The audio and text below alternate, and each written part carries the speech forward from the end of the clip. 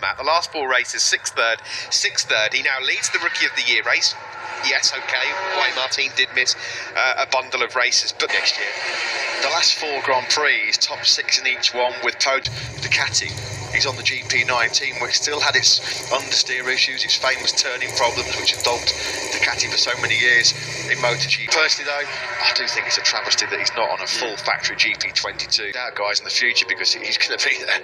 You have to take your hats off, don't you, to Ducati in general as well, Matt, because they changed their entire roster last year. There were a few risks taken, but yeah, I mean, when you look like Pecco Bagnaia has grown in stature immensely this year, he looks like he's going to be a hero worship we normally see in Italy for Valentino Rossi. Well, we're going to see some of that here this weekend for Miguel Oliveira.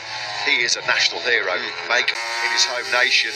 Well, funnily enough, on the plane over here, Matt, I was sitting next to a couple who reside in Portugal, have a house here. They have absolute lead from Lisbon, almost a 300-kilometre ride. There's sways of riders that joined him.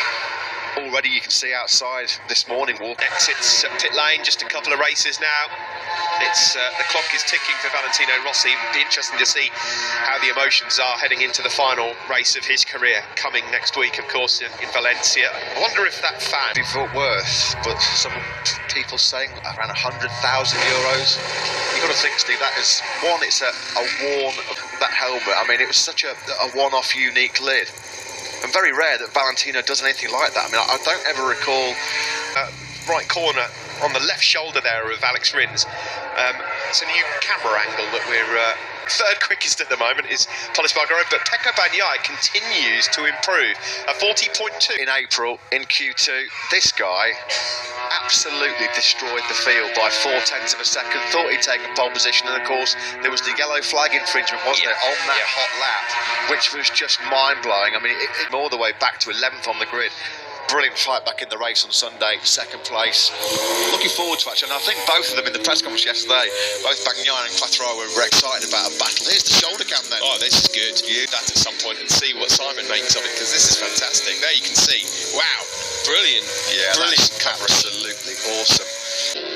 Absolutely takes your breath away, especially around here as well. Yeah. I'm a father and certainly will be wanting to real life experience of what it's like. There it is, just tucked into the left hand side of Alex Rins here back in April. Now on board here with Pecco Bagnaia, currently in P1, and now Bastianini has climbed from rock bottom in this session now up into 12th with just under 3 minutes to go. This has been a very good session, hasn't it, from Bagnaia? He's been very fast. Around the final corner, turn 15 in a moment. Quartararo likewise. Here comes Fabio Quartararo then, trying to snatch that top spot away from Pecco Bagnaia. Over the line he comes, very, very tight between the top 2 men in the championship. Rins buckled, unfortunately, at turn 5 and went down that left Fabio Quartararo. Just before he came on screen, he took a tremendous job here. 5th quickest so far, and it could be bettered. He's definitely making big steps forward. He went very, very well here. That went very, very wrong, but he went very, very well here back in April. Downhill onto the home straight. He'll get one more flying lap at it. Is Quartararo going to go to top spot? Nothing between those top 2 men. Quartararo just loses about a 10th again in that final second.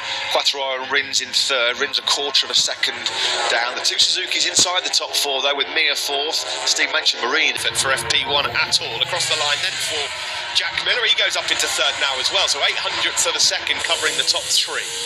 They had quite an interesting couple of battles in practice around this famous circuit 7 months ago. Mir takes a checker flag there, best he gets 2 and 3, and then I guess on a well-worn medium rear tyre, just lacking this. You don't really get to understand from the onboard shot there just how significant that drop-off is going down into the first corner. Quartararo though does starts the defence of his MotoGP world title from top spot P1. He enjoyed that 1:41.92. 5th. Enjoyed that. Really, really good start. I know. In Portimao. I'm loving MotoGP so much this year.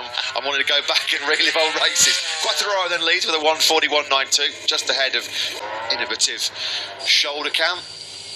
Simon, you've got a bit of a tech update here just at the end of this first. Yeah, just wanted to run through what I've seen this morning.